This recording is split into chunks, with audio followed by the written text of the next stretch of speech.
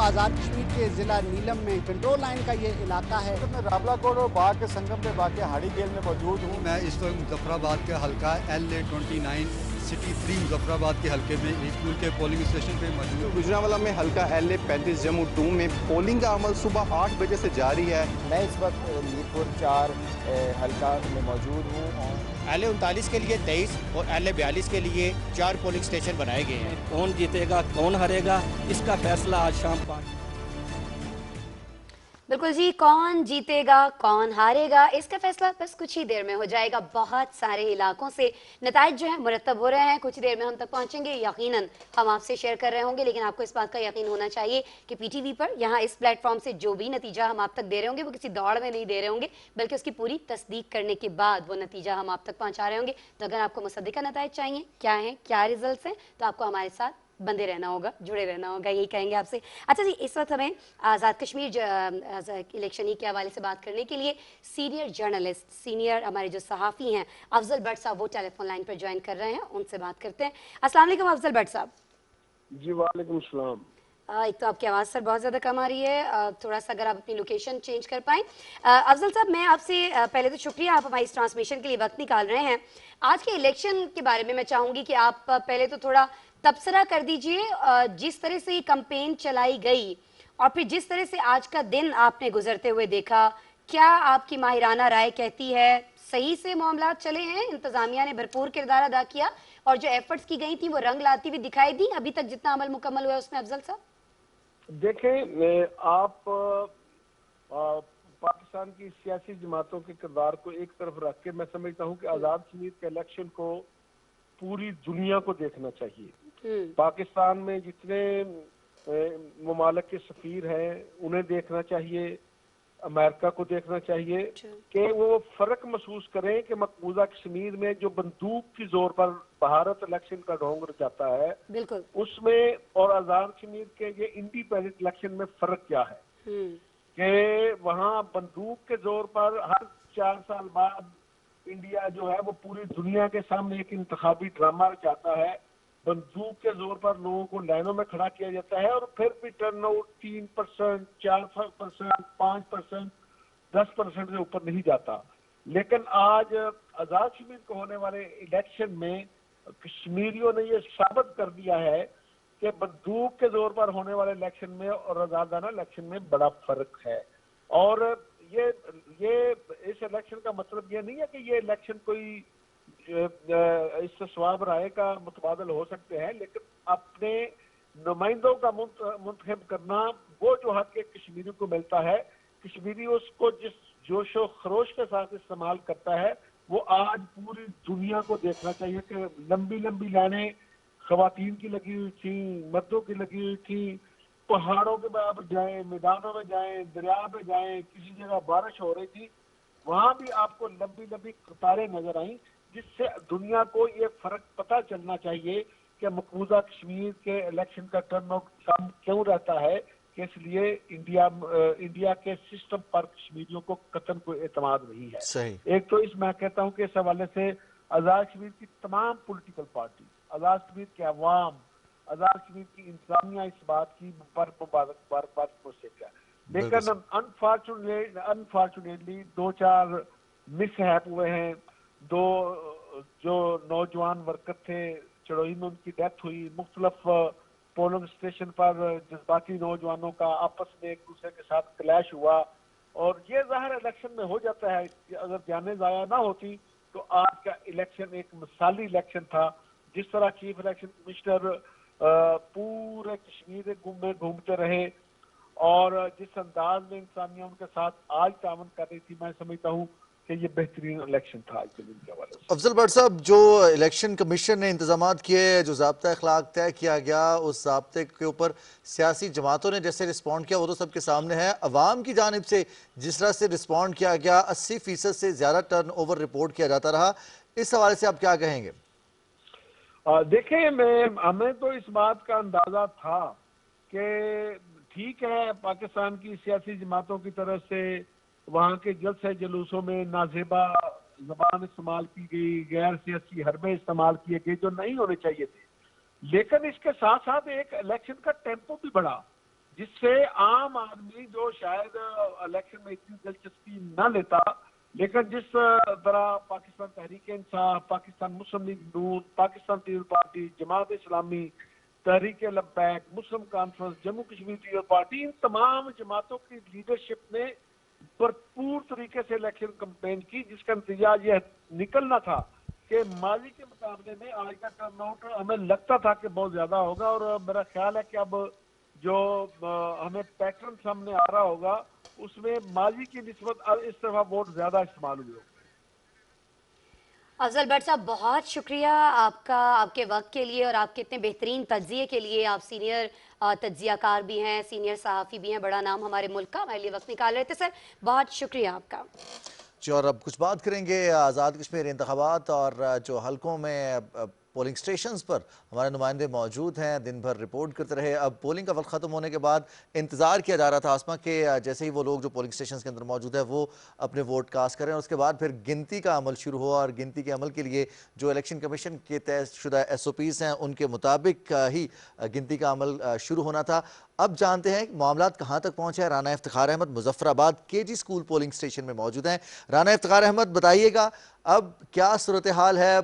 Counting शुरू हो चुकी है या फिर काउंटिंग मुकम्मल हो चुकी है? ये जो मुजफ्फराबाद शहर जो सिटी का हलका है 29, यहाँ का पोलिंग स्टेशन है। Government girls secondary high school है जिसे KG पोलिंग स्टेशन का नाम दिया गया है। यहाँ पे जो गिनती का अमल है वो जारी है। इस स्टेशन को इसलिए ख़ास अहमियत हासिल है क्योंकि ये शहर का मरकज़ है और मरकज़ी सतह पर ये है, इसलिए तमाम पार्टियां यहाँ पे ज़्यादा ज़ोर लगा रही हैं। ज़ोरो शोर जहाँ पे कुछ ज़्यादा ही है। जो गिनती का अमल है वो जारी, आप देख सकते हैं। अभी भी अगर मेरा कैमरा मैन दिखा सके तो जो दरवाजे हैं वो लोग हैं, अंदर गिनती का अमल जारी है और तमाम जितने भी पोलिंग एजेंट हैं, तमाम उम्मीदवारों के वो अंदर मौजूद हैं। उनकी मौजूदगी में जो पोलिंग का अमल जारी है, जहाँ पे PTI और मुस्लिम लीग नून के उम्मीदवारों में सख्त और कांटेदार मुकाबला मुतवक्को है। अभी कुछ ही देर बाद तवक्को है कि नताइज आना शुरू हो जाएंगे यहाँ पे, क्योंकि यहाँ पे जो मर्द वोटर थे उनकी तादाद थी तकरीबन 527, जिनमें से तकरीबन 400 से ज़्यादा वोट कास्ट हुए हैं। इसी तरह जहाँ पे जो ख़वातीन का पोलिंग स्टेशन था वहाँ पे 435 वोट थे, जिनमें 435 थे, जिनमें से 350 से ज़ायद वोट कास्ट हुए। इस तरह अगर देखा जाए जो टर्न ओवर है यहाँ पे मर्द और ख़वातीनों का दोनों का तकरीबन 80% से ज़्यादा रहा है।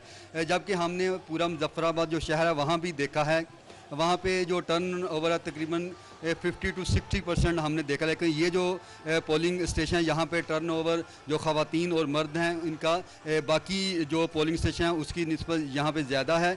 जो सुबह इलेक्शन कमिश्नर थे आज़ाद कश्मीर के, उन्होंने प्रेस की थी, उनका भी आपको ज्यादा गहमा गहमी दिखाई दी है। राना इफ्तिखार, अभी आपने बताया कि दो बड़ी पार्टीज, जाहिर है जब भी मुकाबला सख्त होता है यहाँ उनके सपोर्टर्स पहुंचते हैं, एक दूसरे की मुखालिफत में कुछ ना कुछ नारेबाजी भी होती है, हुल्लड़बाजी भी होती है। सारा दिन पहले तो ये बता दीजिएगा सिक्योरिटी कैसी थी, इंतजामिया ने यहाँ पर क्या इंतजामात किए थे सिक्योरिटी को लेकर, और अभी जब पोलिंग का वक्त खत्म हो चुका है तो ये सिक्योरिटी कुछ वो तो नहीं आपको दिख रहा कि थोड़ा रिलैक्स्ड हो गए हो सब कि जी ठीक है, क्योंकि हुल्लड़बाजी तो किसी भी वक्त हो सकती है, कुछ भी मामला किसी भी वक्त बिगड़ सकता है, खासतौर पर जब नताइज आ रहे हो इफ्तिखार। और उस वक्त नताइज के वक्त तो कारकुनान मौजूद होते हैं पोलिंग स्टेशन के बाहर भी। जी, यहाँ पे आपने जो सवाल किए इस हवाले में बताऊँ कि सुबह से ही जो सिक्योरिटी के इंतजाम थे और इलेक्शन कमीशन ने जो इंतजाम किए थे वो बहुत ही ज़बरदस्त इंतजाम थे।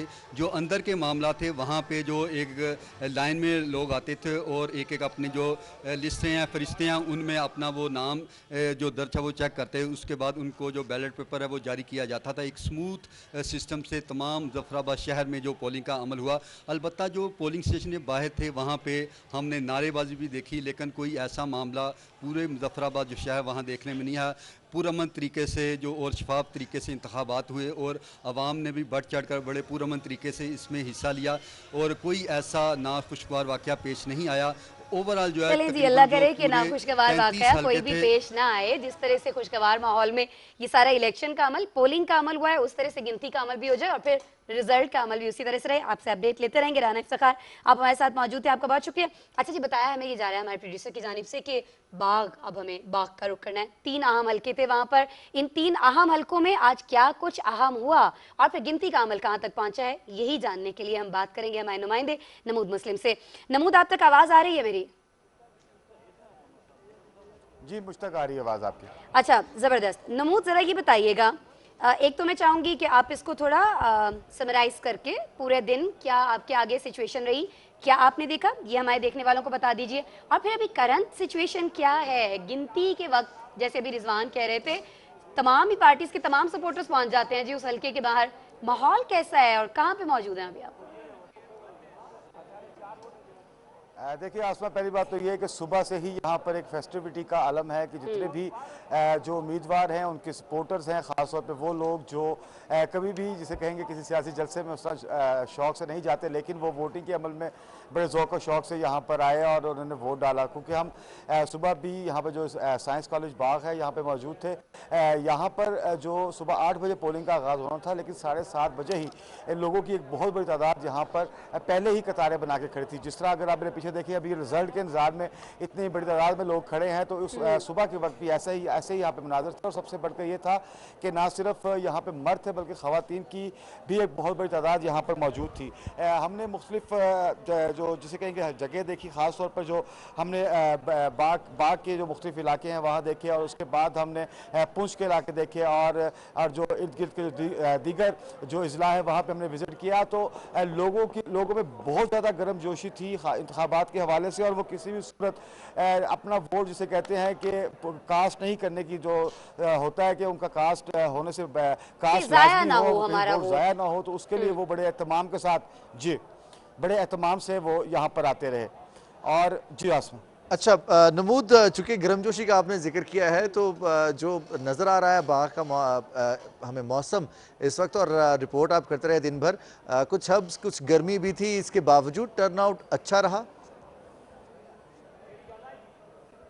देखिए जो अभी तक तो हम जो समझ सकते हैं सारे के सारे पूरे इलेक्शन को अगर हम देखें तो इलेक्शन में जाहिर है कि सुबह के वक्त पहले अच्छी पोलिंग थी, फिर दोपहर के वक्त शदीद गर्मी होने की वजह से बाग में, और ख़ासतौर पर ये जो वस्ती बाग और शर्की बाग है यहाँ पर थोड़ा सा कम हुआ, लेकिन शाम को फिर उसी तरह लोगों ने पोलिंग स्टेशन का रुख किया और वहाँ पर ना सिर्फ वोटिंग में हिस्सा लिया बल्कि अब तो बहुत बड़ी तादाद में लोग जो है पोलिंग स्टेशन के बाहर मौजूद है।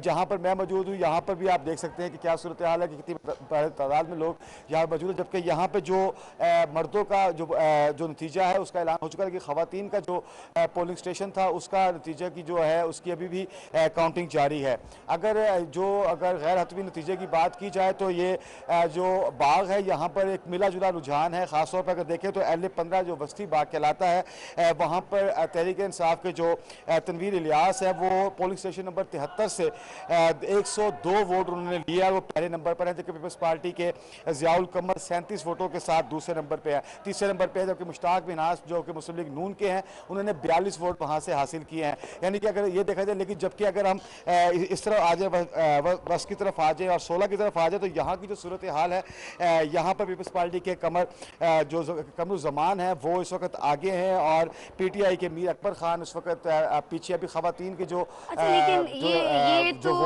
होता ये है नमूद के अगर किसी एक पोलिंग बूथ का रिजल्ट आ रहा होता है, जैसे अभी आपने कहा कि ख्वातीन के पोलिंग बूथ में अभी भी गिनती जारी है, तो 5-7 तो किसी भी वक्त पलट सकता है, पलटेगा नहीं पलटेगा कुछ भी होगा। हम आपके पास आएंगे दोबारा नमूद जानने के लिए। फिल वक्त आपका बहुत शुक्रिया। बाग की सिचुएशन से मैं आगाह कर रहे थे, और बड़ी अच्छी बात जो आज हो रही है इन इंतखाबात को वो लेकर वो ये है कि टर्न आउट बहुत ज़्यादा अच्छा है। अच्छा, इतने दिनों से जब हम कवर कर रहे थे ना कि इलेक्शन होने वाले हैं, गहमा गहमी है, तो हमें भी स्टूडियो में लग रहा होता है कि चलिए जी हम एक रिपोर्ट चला रहे हैं, रिपोर्टर ने किसी ऐसी जगह खड़े होकर एक पैकेज बना दिया होगा जहाँ वाकई गहमा गहमी है, बाकी शायद वहाँ ये सिचुएशन नहीं होगी।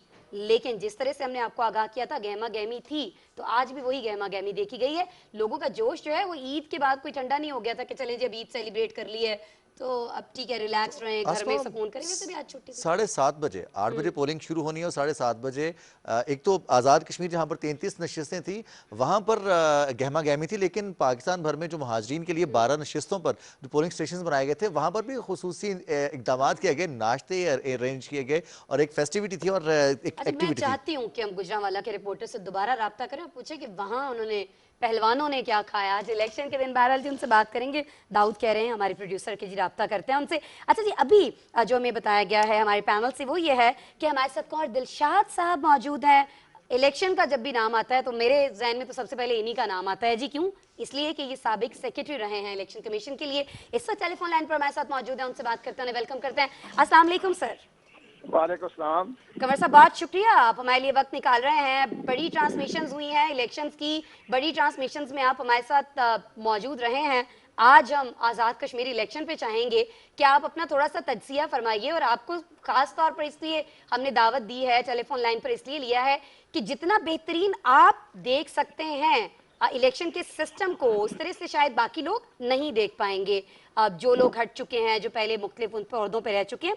तो आप ये ज़रा फरमाइएगा कि पहले तो जिस तरह से इंतजामात चलते आए, जिस तरह से इंतखाबी मुहिम चलाई गई, उस पर आपकी क्या राय है? फिर जिस तरह से लोगों को ये शऊर दिया गया या आमादा किया गया कि नहीं ये इलेक्शन अहम है, आपको घर से बाहर निकलना है, उस पर तबसरा कीजिएगा। फिर आज जिस तरह से अमल चला है इस पर भी मैं चाहूँगी कि आप बात करें, गिनती को लेकर और बाकी रिजल्ट्स को लेकर भी बात करेंगे आपसे। असूली तौर पर ये पहला इलेक्शन हुआ है आज़ाद जम्मू कश्मीर में कि आवाम की बड़ी तादाद में पोलिंग स्टेशन पहुंचे हैं, लाइनें लगी हुई हैं, और उसके साथ साथ इसमें क्रेडिट जाता है हमारी सियासी जमातों को। उसमें ज़ाहिर है अपोजिशन का भी क्रेडिट जाता है और हुकूमत का भी जाता है। और प्राइम मिनिस्टर इमरान खान ने जो आखिरी दिनों में जो कैंपेन चलाई, तो उसके नतीजे में इनका टर्न आउट बेहतर हो गया है और इनकी कामयाबी के इम्कानात ज़्यादा हो गए हैं। मेरा अपना अंदाजा ये है कि गवर्नमेंट तो बनेगी पीटीआई की।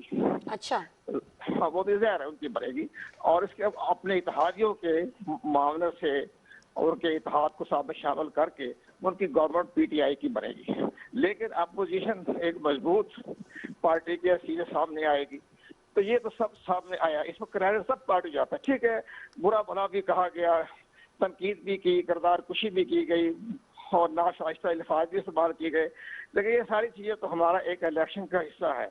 कुछ जाते हैं तो तमाम बातें सामने आ जाती है। लेकिन दूसरी तरफ से भी अपोजिशन ने भी कसर नहीं छोड़ी और उन्होंने भी अपना जो है अपना पॉइंट ऑफ व्यू जहाना अंदाज में पेश किया।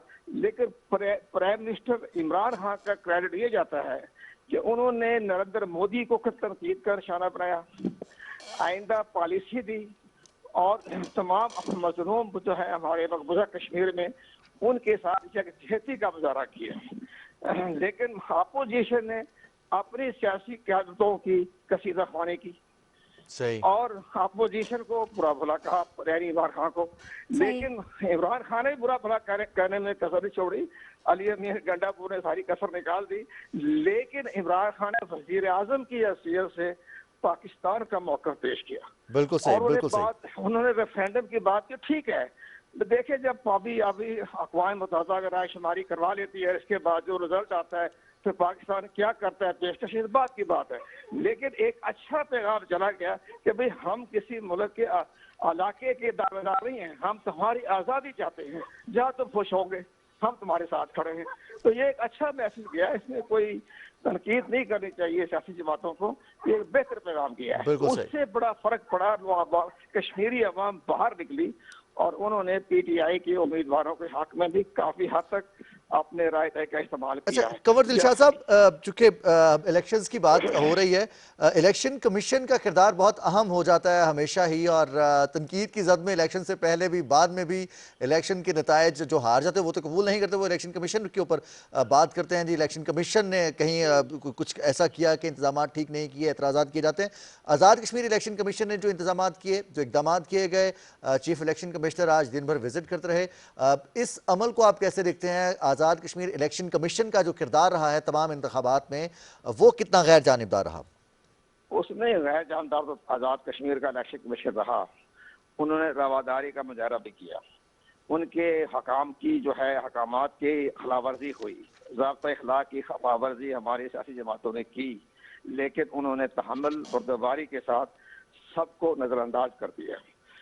ये ज़हर एक जज की यही शान होती है कि आमतौर पर वो नाराज़ नहीं होते, गुस्से में नहीं आते। तो उन्होंने ठंडे मिजाज के साथ सब मामला को खुश असलूबी से तय करने की कोशिश की, लेकिन हमारी इतला के मुताबिक जो चीफ सेक्रेटरी है आज़ाद जम्मू कश्मीर के या उनकी इंतज़ामिया जो है वो उनके साथ उस अंदाज से मामला नहीं कर रही थी जो उन्हें करना चाहिए था।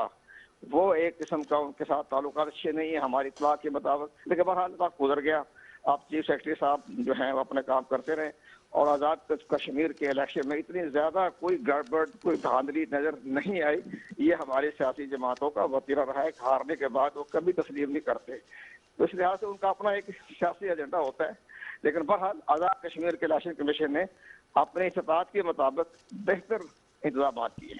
अच्छा, बेहतर इंतजाम के वक्त हमारे पास कम है, लेकिन कंवर साहब मैं ये चाहूंगी मुख्तसरन आप बस बता दीजिए इस्लाहात को लेकर क्या प्रॉब्लम है, क्या वजह है कि इस पर तनकीद की जाती है कि जी इलेक्शन इस्लाहात नहीं होनी चाहिए पाकिस्तान में। दरअसल जो मामला इलेक्शन कमीशन ऑफ पाकिस्तान को करना चाहिए था या उनको जिम्मेदारी सुपुर्द करनी चाहिए थी, वो हुकूमत ने अपने एहसास रख ली। मसलन इलेक्ट्रॉनिक वोटिंग मशीन, इंटरनेट बैल्टिंग का मामला जो है ओवरसीज पाकिस्तानी को, ये सारा सवाबदीद होता है इलेक्शन कमीशन का।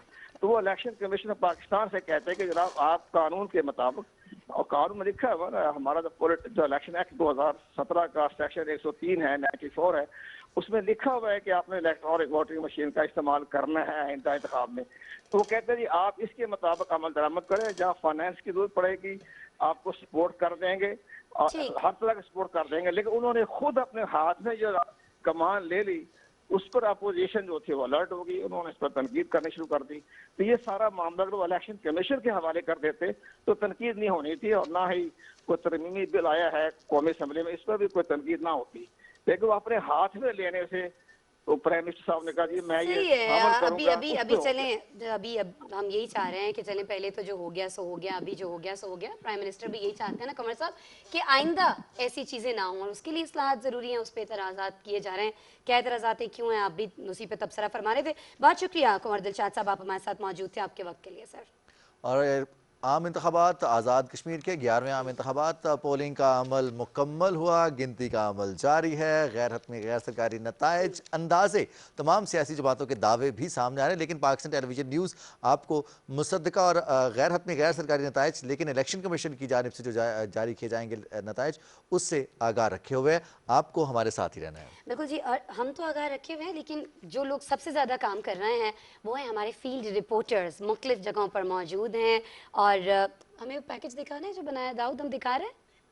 बिल्कुल जी, हम हमारे जो रिपोर्टर्स मुख्तलिफ जगहों पर काम कर रहे हैं, क्या काम उन्होंने आज दिन भर किया है और किन मुश्किलों से गुजर कर आपको हमें अपडेट रखा है, इस बारे में पहले एक थोड़ी सी झलक देखते हैं। मैं कहूँ आप लोग झलक देखें, हम भी देख ही लेंगे, लेकिन ये कि हम दोबारा आपसे मिल रहे होंगे इसी ट्रांसमिशन में, क्योंकि ज़रूरी है आपको आगाह रखना भी।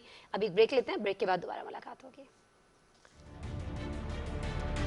आज़ाद कश्मीर के ज़िला नीलम में कंट्रोल लाइन का ये इलाका है। तो मैं रावलाकोट और बाग के संगम पे वाक़ हाड़ी गेल में मौजूद हूँ। मैं इस वक्त मुजफ्फराबाद के हल्का LA-29 सिटी 3 मुजफ्फराबाद के हल्के में स्कूल के पोलिंग स्टेशन पे मौजूद हूँ। गुजरांवाला में हल्का LA-35 जम्मू 2 में पोलिंग का अमल सुबह 8 बजे से जारी है। मैं इस वक्त मीरपुर 4 हल्का में मौजूद हूँ।